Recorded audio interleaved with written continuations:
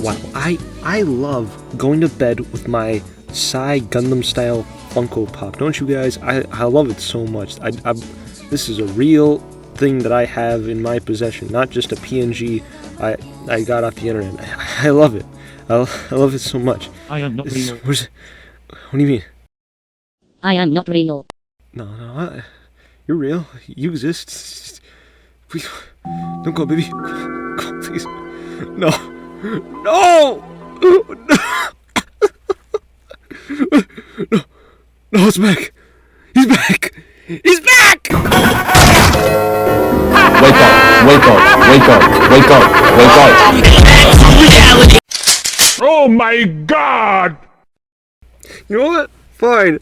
If I can't have my Psy Funko Pop, alright, I will make an entire goddamn video being mad that I can't afford any fucking merchandise, okay? Fuck you guys. I'm gonna...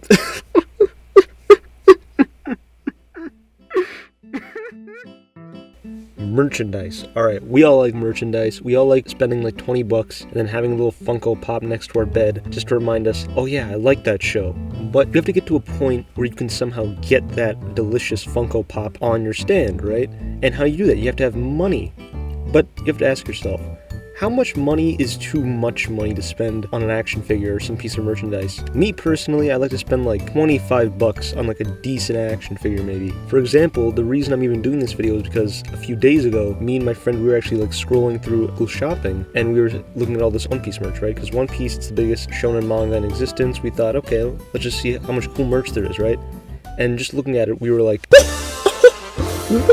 what's that? Oh my god! Bro, I didn't know Shigechi could be gangster. But then, you know, it's all fun and games until you look at the price tag.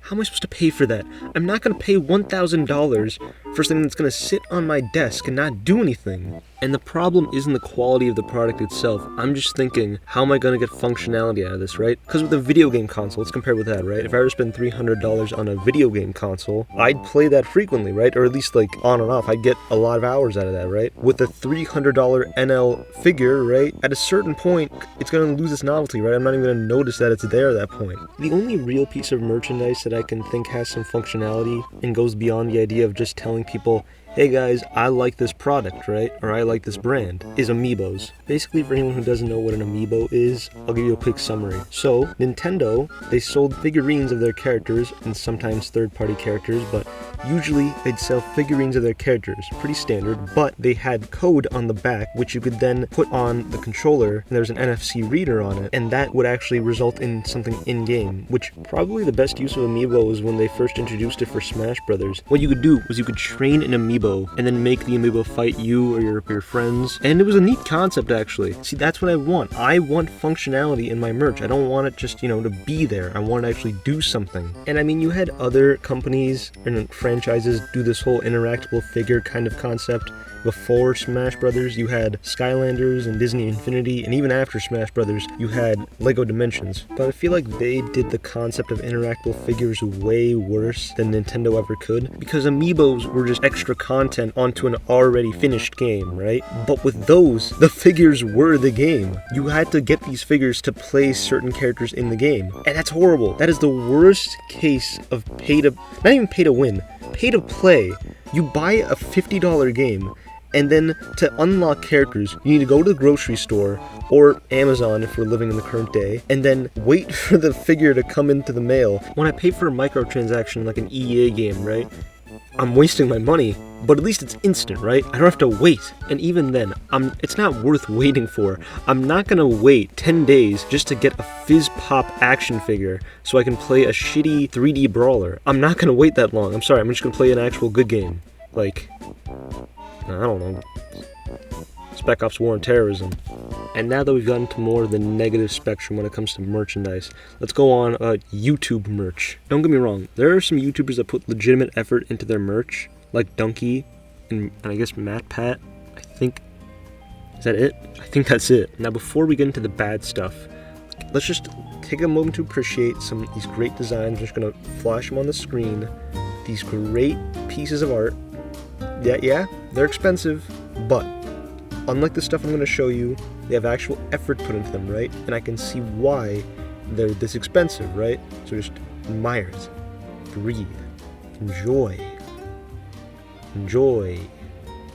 Alright, now let's burn our retinas with some horrible merch. Funko Pop. Nope. Why do people like Funko Pop? It's horrible. It takes every single piece of media and just boils them down to the exact same formula. Just small body, square head. Small body, square head. They all look like Jeff from Clarence. The only one I like is the Psy Funko Pop, and that's because of the raw sexual energy it emanates. And I want to...